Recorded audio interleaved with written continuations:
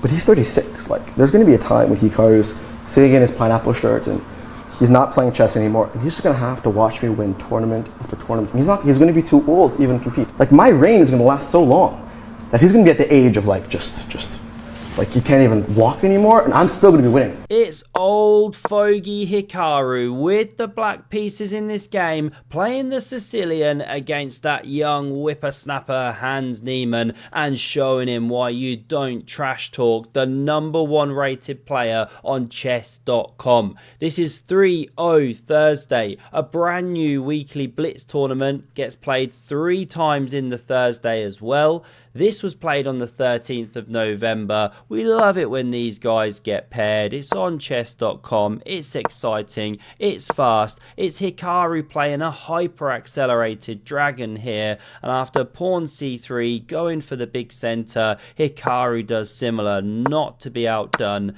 This is how the game developed. And d5, thrusts at that bishop, at that pawn. Sure, you could go bishop b5 check. Then at least you get to exchange these bishops. If you're black, you're kind of happy about that. So Niemann takes here instead, drops back to b3.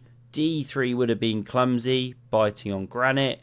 Queen blocked from protecting the pawn. This was the game. Pawn h3 on the board. Castles. Again, that move's connected with stopping this.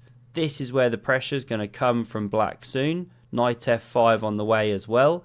Knight b to c6. Now we see this final pony entering the game, and h6 prepares to develop the light squared bishop. Rook e1, bishop e6, natural development, and this is the most aggressive move for Niemann, but he doesn't do it. He gets a bit coy with bishop e3. Now it does cover this pawn, but it runs slap bang into knight f5. And not only do you hit the bishop, but you big time pressure that central pawn. So you can't now go bishop f4. But if it was on f4, you'd have bishop e5 options or knight e2 options. This is the game though. Rook c1, rook c8, queen d2. That's not actually a threat. It's covered twice already. You still could play king h7, but Hikaru decides to chop suey that bishop on e3, picking up the legendary bishop bear. He's got them now as a long-term asset, and he now puts the knight on the edge of the board. Now, normally a knight on the dim is rim, a real Wiener Schnitzel with limited prospects, but here you're picking up the bishop, because if it drops back, then knight c4 comes, very uncomfortable. So Niemann fights back by centralizing his noble steed, and not only does he keep an eye on the c4 square, but he threatens knight takes on g6, pawn takes, bishop is then loose, dropping with check. Watch out. Hikaru takes here, pawn recaptures, and now one of the most beautiful sights in all of chess. A rook tangle is on the board. The hall begins to shake. The chess mafia absolutely love it. And because Hikaru was the one who completed that rook tangle, he actually goes and wins himself a golf lesson with Hans Niemann. Who knew he had such a beautiful Tiger Woods-esque swing? I mean, he really can do it all. They're just lucky that I play chess, because anything else, I would have been just as good. Watch my opponent's ego crumble. We love to watch him play. This is the position. Queen d2 was played here, and pawn h5's looking a bit more natural. King h7, bishop h6. Very standard kind of liberating idea for this piece, but not played at all. Pawn g5. Real tricky-dicky Hikaru move. Niemann now has to really concentrate, using his best faces. We see knight a4 headed for this square, and f6 is on the board. Very stinky. Backs up this knight here, and then b6 to stop them jumping. And that's why Hikaru remains marginally better here. He's containing these guys, taking away all their key outposts. He wants to now bring his bishops to life. We get the most incredible symmetry here. Everyone's loving it.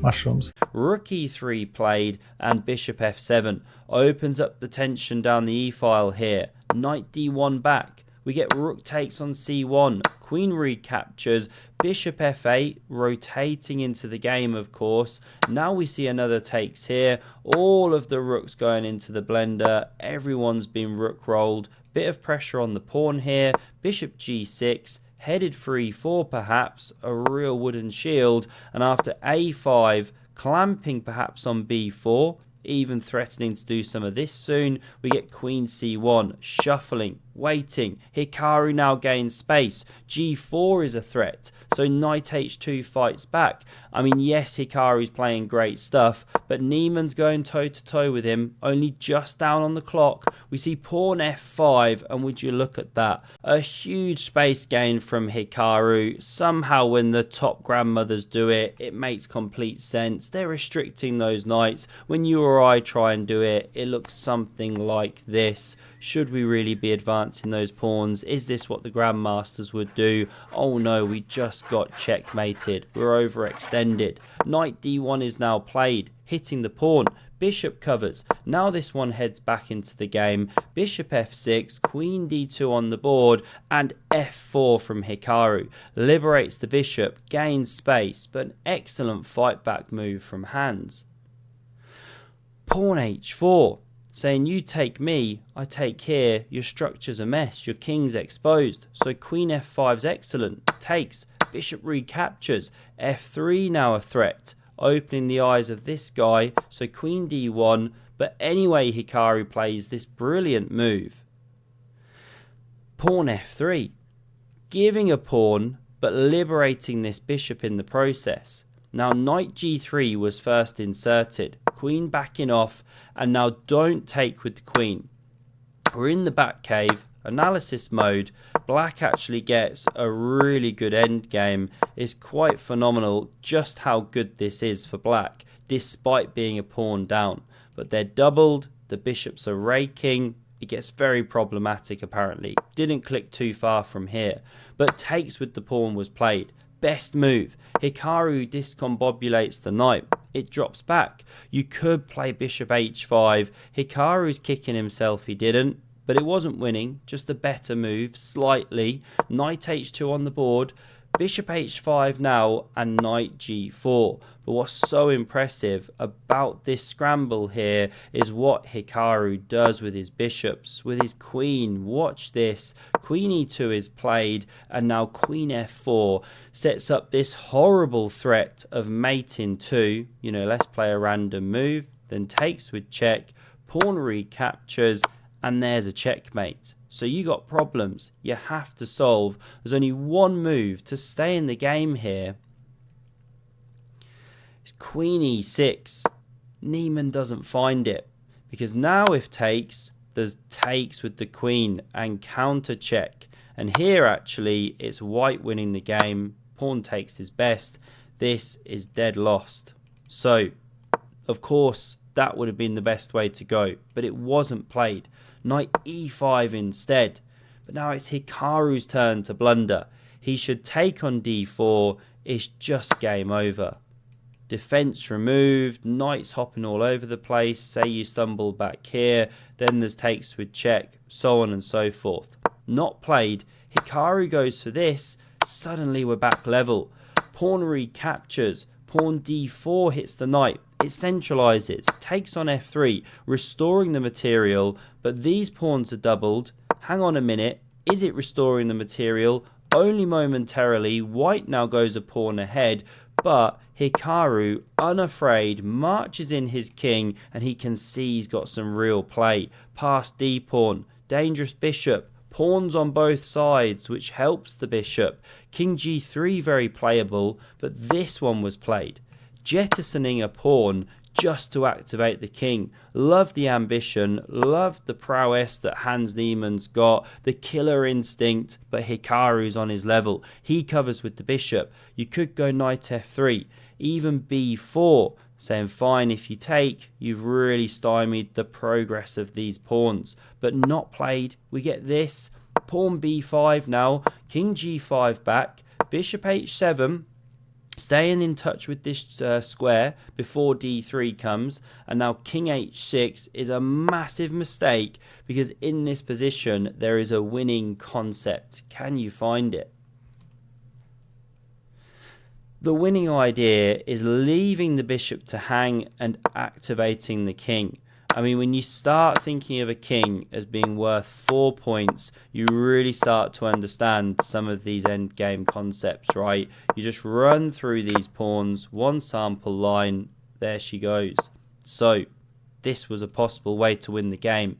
Whoops, that one missed. Bishop d3, king g5 back. We're back to a level position. They're scrambling low on time. Big fork threatened, still a big fork if you take there, so of course don't do it. Hikaru plays king d5, f5 now, bishop takes on b3, knight d2 hits it, bishop c2, f6. How are you getting back? The bishop just cannot do it. The king's in the way. What to play? King e6, only move. And of course you can't quite step in because this bishop blocks it. So knight f3, monster check threatened. Pawn d3 therefore. You can still check. Played. King f7. And now the best move for white, the only move to stay in the game, is knight takes on b5. Here's how the line goes. The knight scrambles back. You do take, but here's the key point. Look at the queening square of this pawn. It's on a dark square. So if you do ever even achieve a position where you win this b pawn, I was doing a lot of clicking about, you can't really win it, I don't think, unless you do something stupid, then it doesn't matter because you still can't queen this pawn. You need a dark squared bishop to win this pawn and then control this queening square. This is a dead draw. White waits in the corner. So that's the drawing concept. Missed. Knight f3 played. But now, before you can say Nans He-Man's got the power, Hikaru pushes the pawn. He's completely winning, but only if he goes king f8, which he doesn't do. He goes king e6. This game is nuts. But now Niemann has to find pawn f7. Here's the line. He doesn't find it. Both players queen. This is apparently a draw. f7 not played, looks so natural, but he rotates the knight around to cover this square. But now a4, king f4 marching back, a3, these ones too fast, the knight's getting trousered, can't stay in both directions, and Hikaru pounces on it, pushes this one through. We've got ourselves a baby girl, and that is all she wrote. Hikaru takes it home, up on the clock, up on the board, and here Hans Niemann loses on time. 78 moves. Hikaru still too strong, step ahead these days. Niemann's got it all to do, all to prove. Hope you enjoyed, and have a look at the video on screen in case you missed the incredible encounter between Hans Niemann, Denis Lazovic, Speed Chess Championship quarterfinals. It was mouth-watering. Thanks a lot for watching, and see you soon. Cheers.